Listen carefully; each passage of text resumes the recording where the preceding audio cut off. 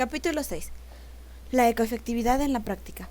En mayo de 1999, William Clay Ford Jr., presidente de Ford Motor Company y bisnieto de su fundador, Henry Ford, lanzó un anuncio dramático. La inmensa factoría de Ford de River Rouge en Dearborn, Michigan, un icono de la primera revolución industrial, sufriría una remodelación por un valor de $2,000 millones para convertirse en un icono de la próxima revolución. Henry Ford había comprado la propiedad cuando ésta era un pantano, y a mediados de los años 20 la fábrica comenzó a producir coches.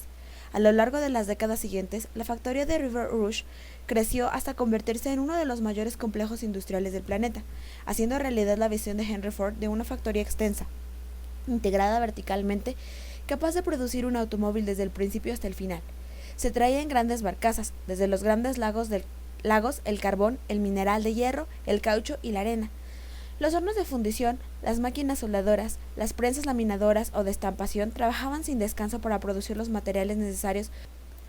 Junto con Albert Kahn, su arquitecto, Ford supervisó el diseño de las centrales energéticas, los talleres de las carrocerías, los edificios de ensamblaje, los talleres de herramientas y de matrices, todo el conjunto de espacios intermedios y de almacenes, las factorías y las infraestructuras correspondientes.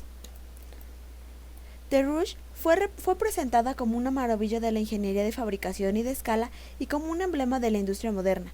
Durante la Gran Depresión, la factoría incluso se hizo cargo del tratamiento de los coches usados. Se montó una línea de desensamblado, cuyos trabajadores extraían de cada coche el radiador, los cristales, los neumáticos, la tapicería, a medida que se iba desplazando por la cadena hasta que la carrocería y el chasis eran arrojados a una enorme prensa. Hay que admitir que el proceso era primitivo y se basaba en la fuerza bruta más que en el diseño sofisticado, pero era una llamativa ilustración de que basura es igual a alimento, y un paso pionero hacia la reutilización de los materiales industriales. The Rouge llegó a cubrir centenares de acres y a emplear a más de 100,000 personas. Era un popular destino turístico y fuente de inspiración para artistas. En sus fotografías y pinturas de The Rouge, Charles Schiller retrató la esencia de un sistema de manufactura racional americano. El pintor Diego Rivera inmortalizó la factoría desde la perspectiva del trabajador en sus admirables murales instalados en el Detroit Institute of Arts. Hacia el final del siglo, estas instalaciones no dejaban lugar a dudas su edad.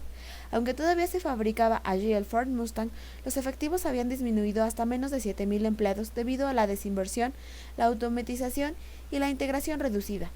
Con los años, la infraestructura de la factoría se había deteriorado. Su tecnología estaba anticuada. La planta de automóviles, por ejemplo, había sido construida originalmente de acuerdo con un método de ensamblaje por el cual las piezas iban cayendo de nivel a nivel, hasta ser ensambladas en un coche completo a nivel del suelo.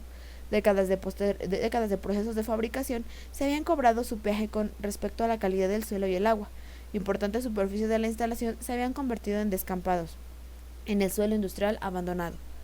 La Ford Motor Company podía fácilmente haber optado por hacer lo que habían hecho sus competidores: cerrar la instalación, vallarla y construir una nueva factoría en un sitio en el que la tierra estuviera limpia, fuera barata y fuera fácil montarla. En lugar de eso, tenía el compromiso de mantener una instalación de manufactura funcionando en The Rouge. En 1999, William Clay Ford Jr., desde su nuevo puesto de presidente, llevó ese compromiso un paso adelante. Vio las tuberías oxidadas y las montañas de desechos y asumió el reto y la responsabilidad de restaurarla hasta volver a hacer de ella un entorno vivo. En lugar de abandonar los antiguos restos y empezar de nuevas en algún otro sitio, trasladándola como si fuera una caja de langostas, en palabras de un empleado, Ford decidió ayudar a su compañía a convertirse en un nativo del lugar. Poco después de ser nombrado presidente, Ford se reunió con Bill para intentar pensar en términos de ecoefectividad.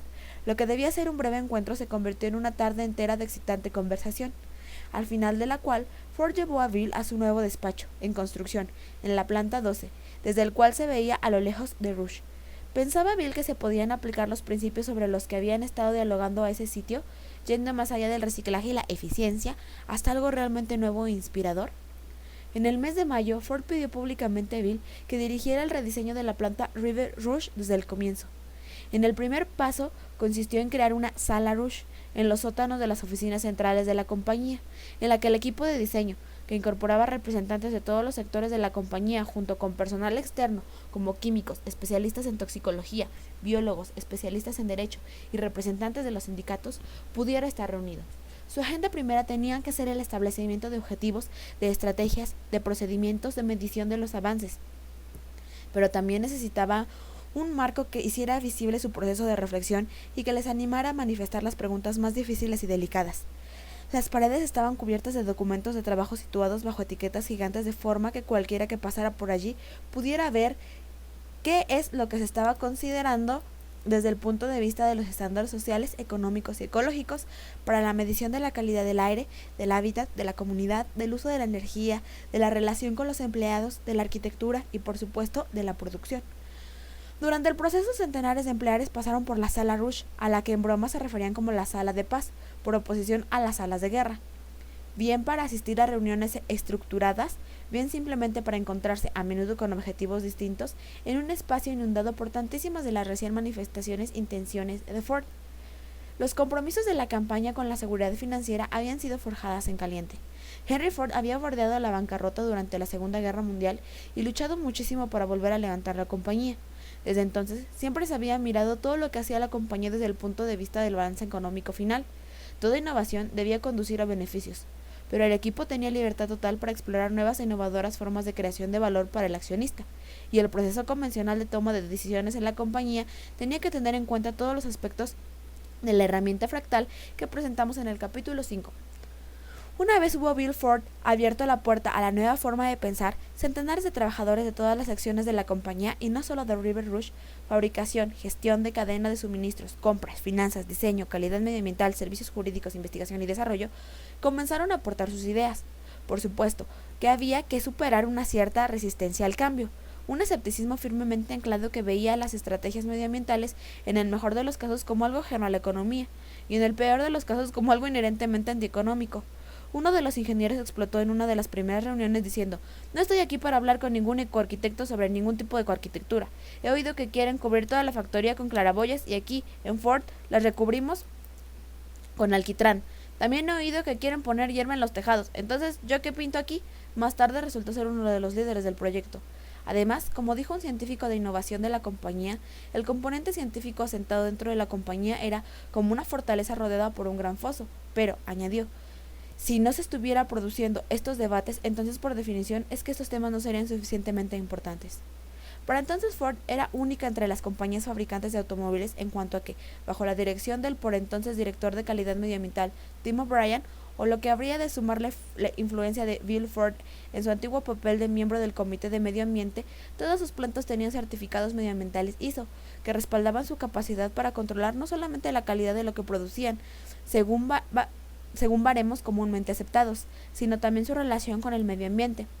La compañía había dado un paso adicional al exigir lo mismo de sus proveedores. La certificación ISO imponía que la compañía hiciera investigaciones proactivas sobre intereses y preocupaciones medioambientales, y que por tanto no confiara únicamente en los reguladores para el control de estos temas.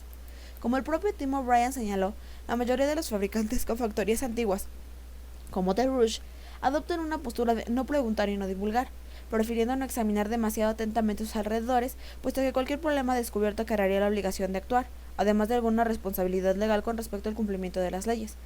Cuando descubren o se ven forzadas a admitir algún tipo de contaminación, normalmente retiran el suelo contaminado y lo entierran en algún sitio seguro.